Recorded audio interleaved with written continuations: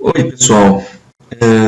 Eu resolvi fazer essa aula aqui de forma virtual porque eu acho importante a gente fazer uma revisão antes da prova e eu estou com a impressão que eu não vou conseguir ir terça, no sentido de que eu acho que a segunda está para chegar logo, tá?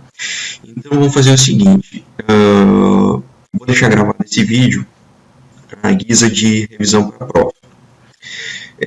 Muito bem, então só para conectar aqui o que a gente está matéria para a prova. Então tem a discussão do modelo clássico de regressão linear no capítulo 4, e depois a gente vai para a parte 2 do livro, que são esses relaxamentos das hipóteses do modelo clássico, que é o que está falando aqui no capítulo 4. Então, do relaxamento são aquelas três partes lá: multiplinearidade, heterocelasticidade e autocorrelação. Então, dentro do capítulo 4, vejam lá, estudem bonitinho as hipóteses que estão por trás da estrutura clássica. E lembrem que a gente fez 2 aulas sobre máxima verossimilhança.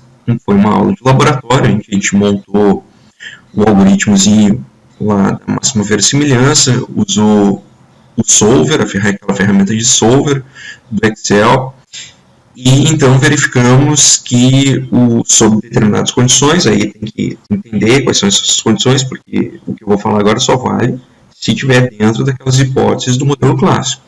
Então as estimativas dos betas da projeção linear são iguais às de mínimos quadrados de máxima verossimilhança sob essas hipóteses clássicas aqui, né? Então esse é o ponto, para vocês ficarem atentos, que pode ser que eu pergunte alguma coisinha sobre esse ponto, tá?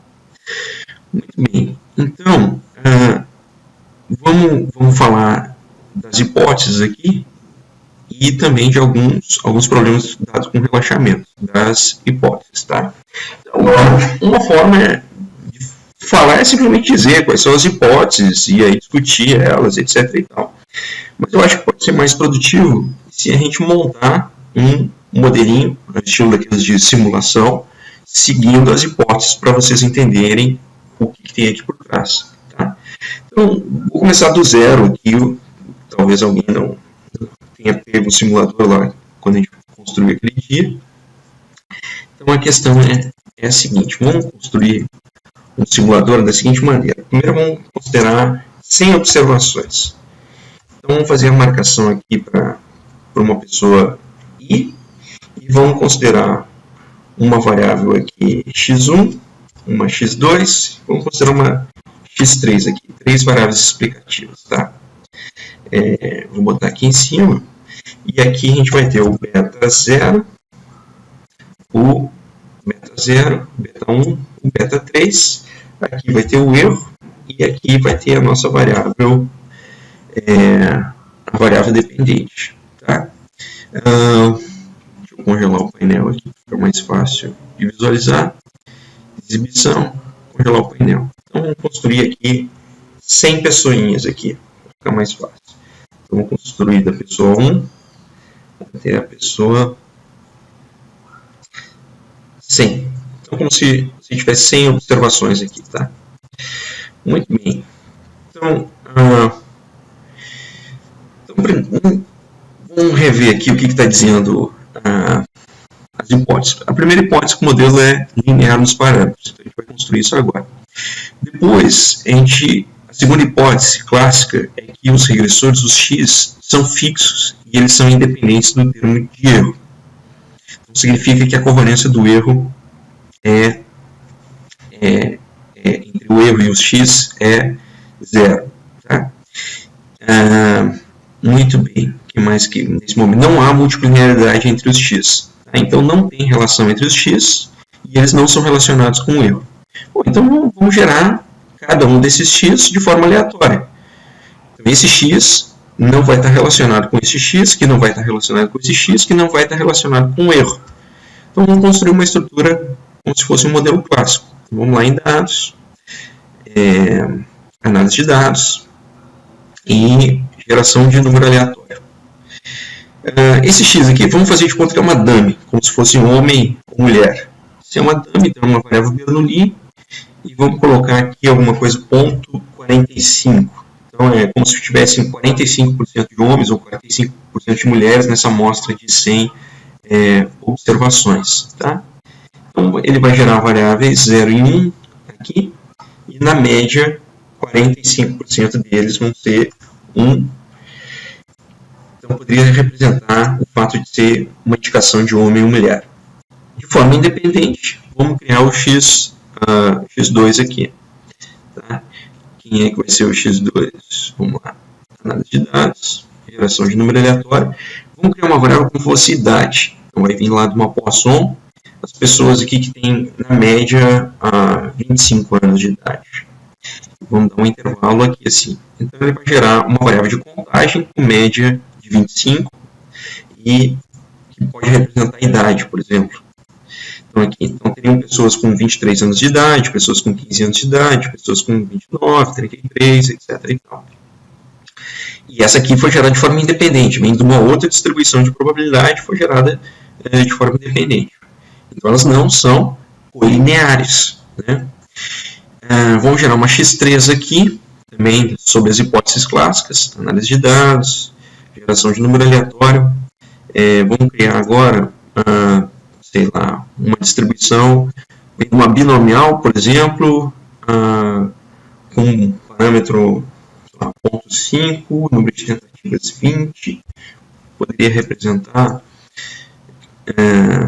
vamos ver aqui, poderia representar, pronto, aqui poderia ser anos de experiência ou coisa parecida de cada uma dessas pessoas, talvez. Tá? Então, uma pessoa com 22 anos tem 9 anos de experiência em determinada atividade, coisa parecida. Muito bem, então, aqui, essas variáveis aqui, só para a gente ter a hipótese de que elas não são correlacionadas com erro e nem entre elas não guardam relação entre elas, até aqui foi suficiente essa geração de números aleatórios. Mas sobre as hipóteses do modelo clássico, aqui você tem a hipótese de normalidade do erro. Então esse erro teria que ter uma distribuição normal, então a gente gera ele como se viesse de uma distribuição normal. Onde é que tem uma distribuição normal, uma normal 0 e 1 mesmo. Então isso aqui são outros fatores que vão explicar y, que não x1, x2, x3, e na média tem 0 em um determinado desvio padrão. Aqui. Muito bem, então a gente ajeita os numerozinhos aqui. Então vamos fazer aqui no checklist que a gente já tem aqui. Então a gente o próximo ponto é esse daqui, o modelo de regressão é linear nos parâmetros, então a gente tem que fazer um modelo linear. Então quem é que linear nos parâmetros? Claro, está aqui os parâmetros. Então vamos gerar aqui, por exemplo, o beta 0 é 100, o beta 1 é 10, o beta 2 é 10 e o beta 3 é 10. Então se ele é linear nos parâmetros, então ele vai ser 100, o beta 0, só dar um F4 aqui, mais o beta 1, F4, vezes o valor do x1, mais o beta 2, função F4, vezes x2, mais este cara aqui, função F4, vezes este cara aqui, mais o erro. Pronto. Agora o modelo todo o modelo, a variável explicativa está toda ela escrita como uma função linear dos parâmetros. Aqui, então você já está cumprindo com uma outra hipótese clássica. Então esse modelo está com as hipóteses bem bonitinhas aqui. O modelo é linear, os regressores são fixos e são independentes do termo de erro. Na média, dado x, o valor médio do erro é 0, bonitinho. A variância é homocedática, a gente gerou ali o número aleatório, uma variância fixa em 1, então está cumprida essa hipótese. Não tem autocorrelação, nem correlação serial, porque a gente gerou todas as curvas de forma aleatória. O número de observações é maior que o número de parâmetros, está valendo, aqui para nós n igual a 100, e a gente tem quantos parâmetros? 4 aqui, ó. Um para cada um dos regressores, mais a constante. Então, está cumprindo com isso também. Tem variação suficiente. Bom, a gente vai verificar agora ali, mas isso aqui também, porque a gente tem um número grande de observações.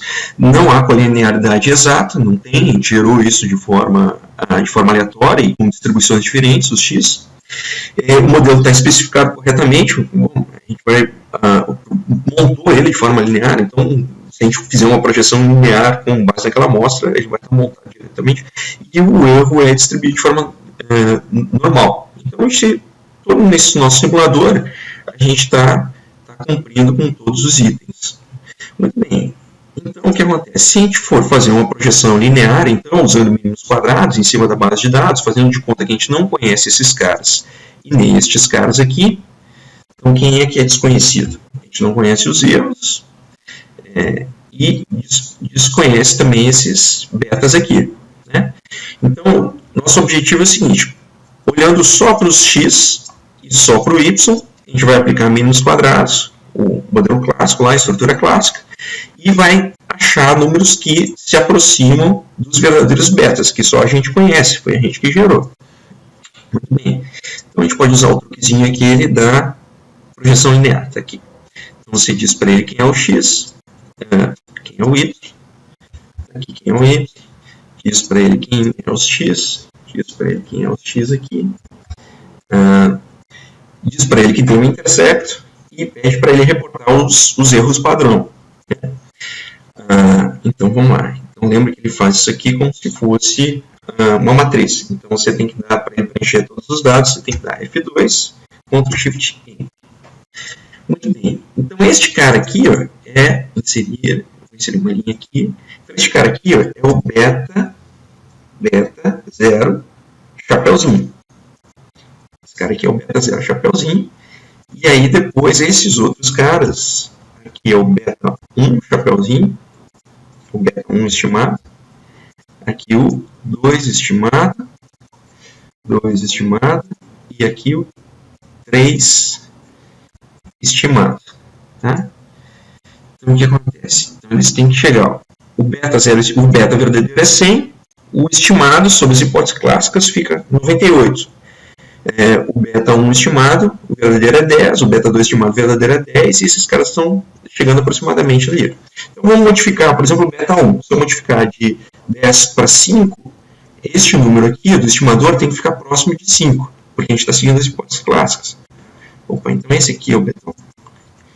Esse aqui é o beta 1. Deixa eu mudar esse cara aqui para 20. Então esse aqui é o beta 2. Então esse cara aqui, se eu botar ele para 50, aqui. Então esse cara aqui é o beta 3. Então ele monta de forma inversa. Beta 0, beta 1, beta 2, beta 3. Muito bem. Mas então você pode brincar com números aqui, né? Então se tu botar 235, por exemplo, para o beta 0, esse valor aqui tem que ir mais ou menos para 235. Então pronto. E agora quem mais? Esses caras aqui são os erros padrão. Então aqui são os EP de cada um dos betas, né? Então esse aqui é o erro padrão do beta 3, o erro padrão do beta 2 e por aí vai. Por consequência, as estatísticas T, deixa eu inserir uma coluninha aqui, vou mandar esse cara para cá. Então as estatísticas T, eu posso escrever aqui embaixo. Vou ter uma estatística T, quem é que vai ser? Vai ser o parâmetro dividido por o erro padrão. Então, elas estão bem longe de, em valor absoluto, no intervalo lá entre menos 1,96, mais 1,96. Eu conversei com vocês que, grosso modo, você pode considerar entre menos 2 e 2.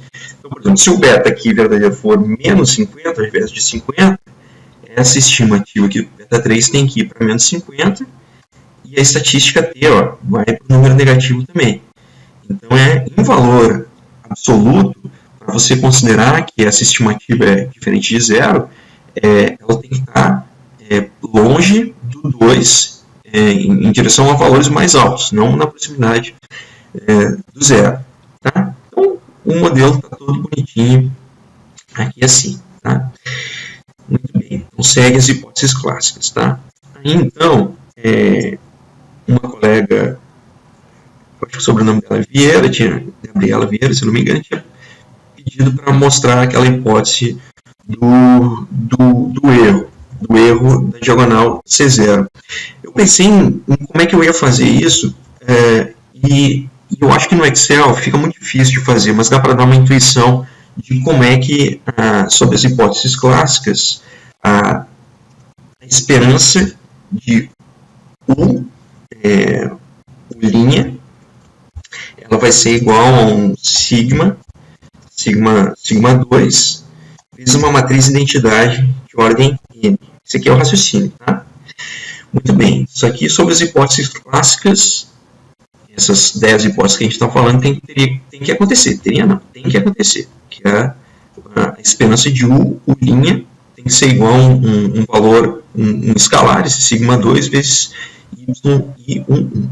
Muito bem, então vamos fazer o seguinte, ó, a gente tem U aqui, ó, vamos pegar quem é U'. Então vou pegar aqui Ctrl C e vou colar ele aqui embaixo, transposto, colar especial, valores, transpor, e vou colar ele transposto. Pronto. Então esse cara aqui, ó, é o U'. Aqui. Então vou colocar com uma corzinha aqui, esse vermelhinho. Muito bem, então vamos escrever aqui, ó, quem é o U'. Então o U' vai cair dentro, deixa eu botar mais para cá para ter espaço, vai ser uma matriz que vai ter a dimensão 100%, porque nossa amostra é de tamanho 100. Então deixa eu preencher aqui um espaço para me localizar do que seria uma coisa de tamanho 100%. Então tem que ter 100 colunas e tem que ter 100 linhas. 1, 2 aqui, deixa eu preencher ele para chegar 31, 80, 91, 92, 99, 100. Tá. Então nesse espaço aqui, ó, é que tem que dar a matriz U'. 38, 39, 40, 91, 96, 99, 100. Pronto. Esse espacinho aqui, ó, tem que dar uma matriz. Ficou horrível essa cor aqui. Deixa eu mudar isso aqui para um outro. Deixa assim. Muito bem. Então isso aqui tem que dar 100%. Vamos produzir essa matriz aqui. Vamos lá. Função. Matriz multiplica. A primeira matriz tem que ser a matriz U, a matriz do erro, que multiplica a matriz do erro transposto, que é essa daqui. Muito bem. Então, preenche só o primeiro elemento. Aí, então, aquele negócio, a gente tem que preencher a área, agora, para ela, até de tamanho 100. Então, indicou para ele onde está a matriz, dá F2, Ctrl Shift Enter para ele preencher. Muito bem. Então, o que acontece? Olha só. O que a gente aprendeu é que a média, ou a esperança matemática de U' tem que ser uma constante vezes uma identidade de tamanho n. Então, essa aqui é uma matriz n por n. Agora, vamos olhar isso daqui. Este cara aqui é um número positivo. Este cara aqui é um número positivo. Este cara aqui é um número positivo. E se você parar para olhar, todos os elementos da diagonal, dessa diagonal aqui, ó, são números positivos. Tá? Agora, olha para os elementos que estão fora da diagonal. Uns deles são positivos e outros deles são negativos. Para todos eles. Então, o que acontece? Se você replicar várias vezes essas amostragens aqui, ó, se você pegar uma nova amostra de tamanho 100, você vai gerar um novo vetor U. Se você gerou um novo vetor de erros U, você vai ter uma outra matriz U'. Então, se a gente estivesse trabalhando no MATLAB, outro programa desse tipo, se a gente tivesse aprendido coisas disso aqui na disciplina, eu mostraria como replicar essa amostra aqui várias vezes, de tal maneira a você ter várias matrizes U'. Quando você fosse tirar a média de cada um dos elementos, do elemento 1, 1, a média do elemento 2, 2, a média do elemento 3, 3 e a média do elemento 1, 2 e do 2, 1, a gente ia ver que estes números fora da diagonal, trabalhando com as hipóteses clássicas, eles iam estar se aproximando cada vez mais de zero. E esses elementos da diagonal iam estar se aproximando cada vez mais de 1. Porque esta média aqui foi gerada a partir de uma distribuição normal 0 e 1. Então, para a colega que me pediu essa demonstração numérica, eu vou ficar devendo porque eu não consegui pensar numa maneira para fazer isso aqui no Excel. Tá? Teria que fazer de uma maneira, usando um outro programinha, um MATLAB, R, algum outro.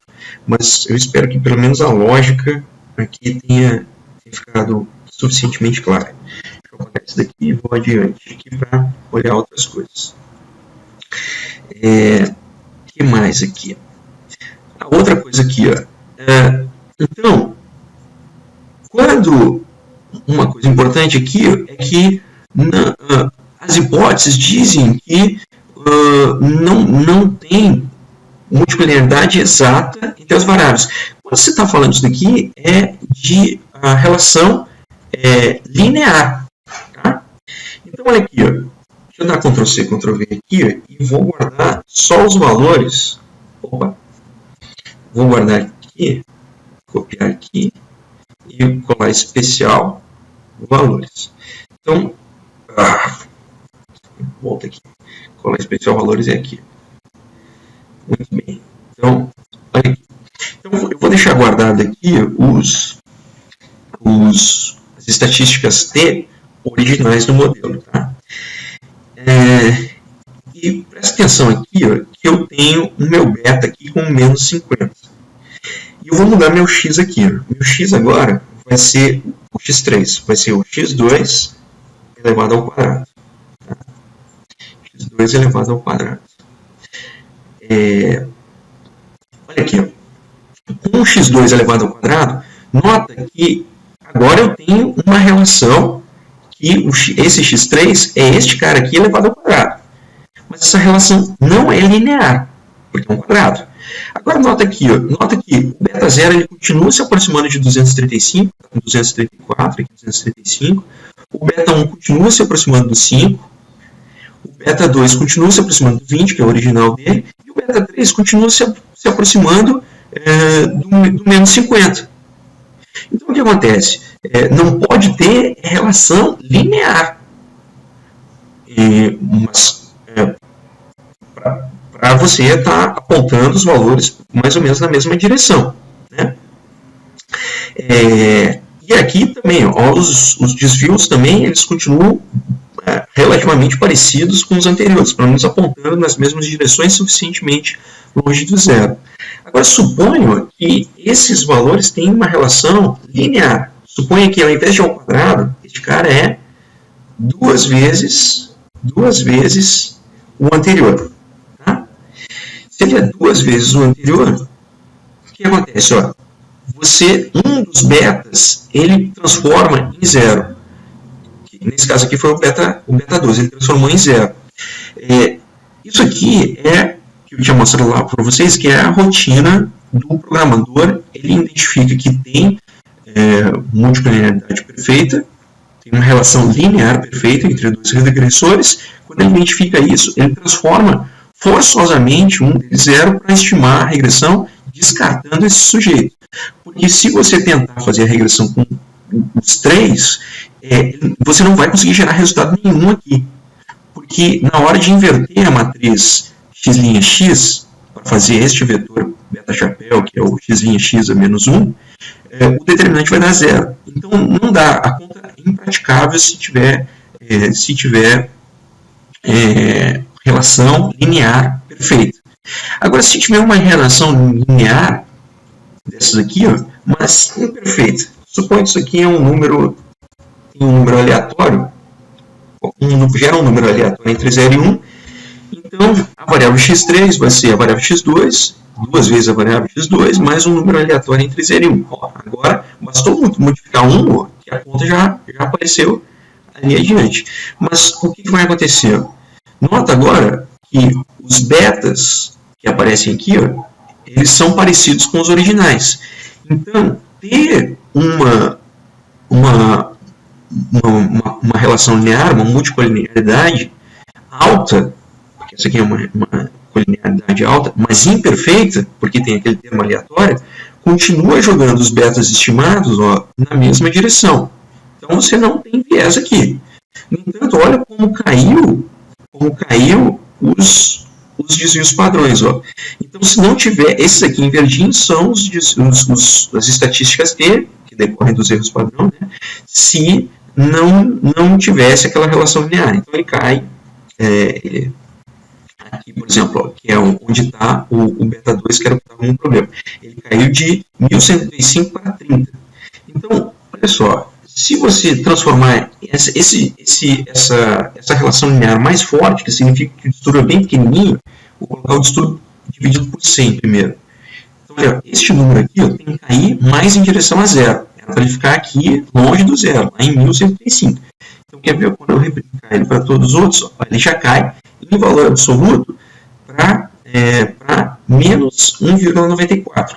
Então, você, com relações muito colineares, uma multicolinearidade muito grande aqui, ó, olha como você afeta as estatísticas T. Você joga elas muito em direção a zero. Deixa eu modificar para 10 aqui.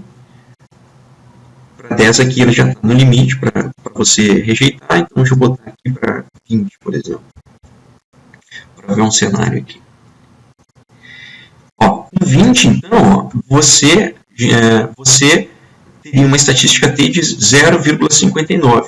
Então, você ia estar rejeitando a hipótese de que o beta 2 é um número positivo. Né? Mas o beta 2, na realidade, ó, é um número positivo, é 20. Mas aí você ia estar dizendo, não, esse beta 2 é 0, por conta dessa estatística T, mas não é. Ele é 20.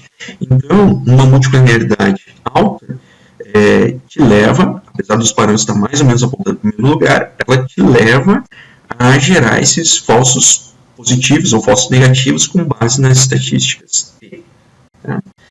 Deixa eu voltar aqui, deixa eu gerar deixa eu gerar alguma coisa de forma independente, vou gerar aleatório entre um número aleatório qualquer entre 20 e 100, por exemplo. Um número aleatório entre 20 e 100. Então, agora, como eu gerei um novo vetor de números aleatórios, essa estatística já não vale mais, porque a base de dados é outra, né? Mas agora eu voltei às hipóteses originais do modelo. Este cara é independente desse, e por aí vai. E como eu não multipliquei nenhuma das outras hipóteses, então isso aqui está tudo seguindo as hipóteses clássicas do modelo de regressão linear. Tá? Então, vou copiar aqui, colar valores para ele não ficar modificando toda hora. Muito bem, o que mais que a gente tem que falar aqui? Então, a gente falou isso daqui. A multicolinidaridade não vai gerar um viés, não vai apontar os betas para um lado muito diferente, mas ela pode te gerar estatísticas T bastante erradas. Tá? E se houver multicolinidaridade perfeita, os coeficientes são indeterminados no seguinte sentido: para rodar a regressão, você vai ter que sacar o termo onde está dando a relação perfeita, que é o que o programador ali do Excel ele fez. Bom, aí tem as explicações, então eu espero que vocês estudem essa partezinha das explicações, particularmente essa parte dessa equação, pode ser que eu peça alguma coisa disso aqui, e do porquê que ele infla as variâncias aqui também. Tá? Depois, os outros pontos são de heterossedasticidade, quando a variância do erro não é constante. Então, duas coisas a gente tem que ver. Primeiro, a gente tem que gerar uma heterossedasticidade. Então, multicoliniaridade tem a ver com esses sujeitos aqui. Heterossedasticidade de autocorrelação tem a ver com este sujeito aqui, que é o erro. Tá? Vamos gerar, então, um erro. Vamos gerar um erro 2 aqui. Eu vou inserir uma nova coluna aqui. E agora o meu erro vai ser o seguinte. Vai ser o valor esse aqui que eu criei antes. só que ele vai estar relacionado com um dos meus regressores. Tá? Então, o meu erro próximo aqui vai ser este cara aqui, vezes um regressor desses aqui qualquer. Tá? Então, o que acontece? Conforme crescer o valor de um dos regressores, vai crescer o valor do meu erro. Então, eu tenho que trocar isso daqui para cá. E aí, então, eu tenho que trocar esses dois valores aqui. Opa. Vai crescer esses dois valores aqui. Então, o que acontece? Então, quando você está gerando... deixa eu diminuir um pouco o volume. Então, quando você está trabalhando dessa forma, você ainda está gerando... você está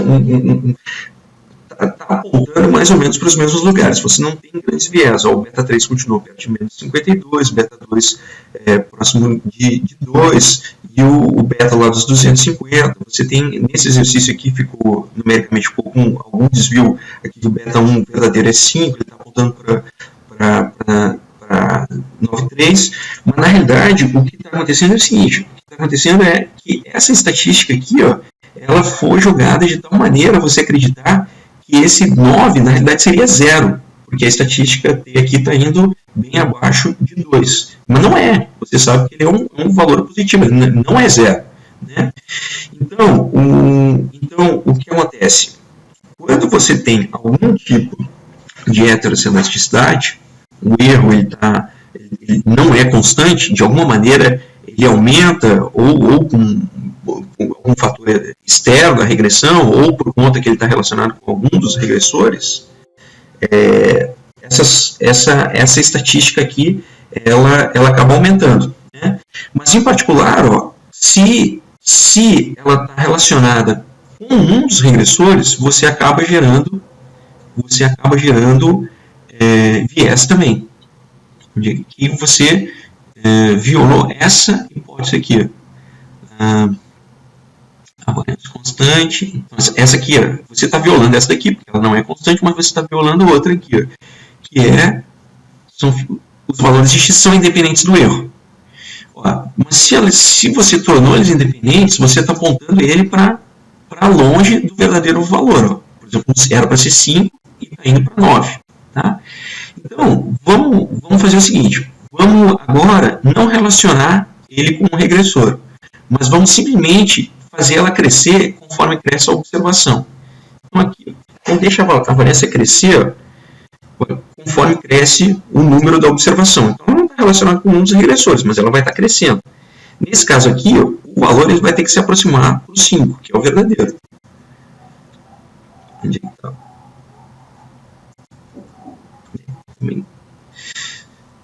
também não deu. Mas o ponto é assim: você está violando as hipóteses clássicas, as coisas começam a bagunçar, e continua aqui com o valor a estatística T apontando para o outro lado. Então, na discussão que tem lá no livro, tem as figurinhas explicando como é que graficamente você identificaria a heterocelasticidade. Estudem essas figurinhas aqui, e também a autocorrelação, em particular com aqueles pontos que eu escrevi na aula passada, que é como é que a hipótese de ausência de autocorrelação e a heterocelasticidade, elas geram as premissas para você encontrar as estatísticas T. Então, esses últimos dois pontos, a autocorrelação e a heterocelasticidade, eles estão relacionados intrinsecamente com a questão de você computar o erro padrão. Então, se todas as hipóteses do modelo clássico estiverem valendo, simplesmente tiver autocorrelação ou heterocelasticidade, esses betas estimados aqui, eles têm que apontar na mesma direção desses betas aqui. Só o que você não pode confiar são no cálculo desses erros padrão, por consequência, no cálculo dessas estatísticas T. Então, foque em também estudar essas figurinhas aqui, que eu acho que elas são bem intuitivas para você entender o que seria a autocorrelação, né? Então é isso. Pode ser que eu coloque uma pergunta de verdadeiro ou falso, mas para você identificar os conceitos através de gráficos. Então, atentem a ler, a entender a estrutura gráfica lá que a gente conversou em sala e está bem explicado aqui no livro. Então, caso não dê para terça-feira a gente fazer a revisão, eu vou deixar registrado aqui, no mínimo isso aqui serve para vocês estudarem melhor. Tá bom? Tá bom, então, gente, obrigado. Valeu.